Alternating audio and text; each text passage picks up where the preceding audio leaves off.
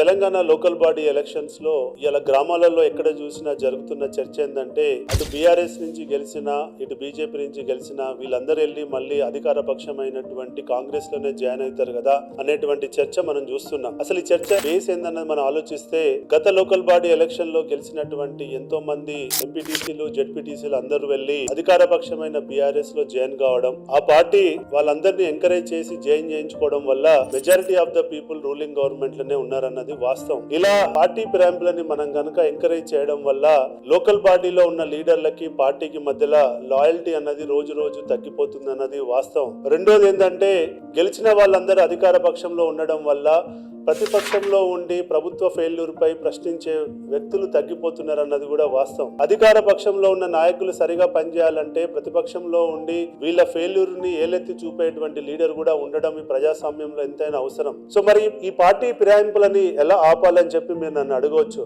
నేను ఈ ప్రభుత్వాన్ని ఎలక్షన్ కమిషన్ ని విజ్ఞప్తి చేసేది ఏంటంటే మీరు ఒక చిన్న చట్టం చేయండి. ఆ చట్టం యొక్క ముఖ్య ఉద్దేశం ఏముండాలంటే ఒక పార్టీలో గెలిచిన జెడ్పీటీసీ గానీ ఎంపీటీసీ గానీ పార్టీ ఫిరాయింపు గనక చేసినట్లయితే ఆయన ఎలక్షన్ ను రద్దు చేస్తామని చెప్పి బలంగా చెప్పండి. రద్దు చేసి ఆ ఎలక్షన్ లో రన్నర్ అప్ గా వచ్చిన సెకండ్ స్థానంలో వచ్చినటువంటి అభ్యర్థిని విన్నర్ గా డిక్లేర్ చేస్తామని చెప్పి ఒక చట్టాన్ని గనక మనం చేయగలిగినట్లయితే ఎలక్షన్ల తర్వాత జరిగే పార్టీ ఫిరాయింపులని మనం ఆపడానికి అవకాశం ఉంటుంది. ఇదొక చట్టం చేయాలని చెప్పి ఈ ప్రభుత్వాన్ని గానీ ఎలక్షన్ కమిషన్ గానీ జనపక్షం ద్వారా మనస్ఫూర్తిగా కోరుకుంటున్నాం. జై హింద్.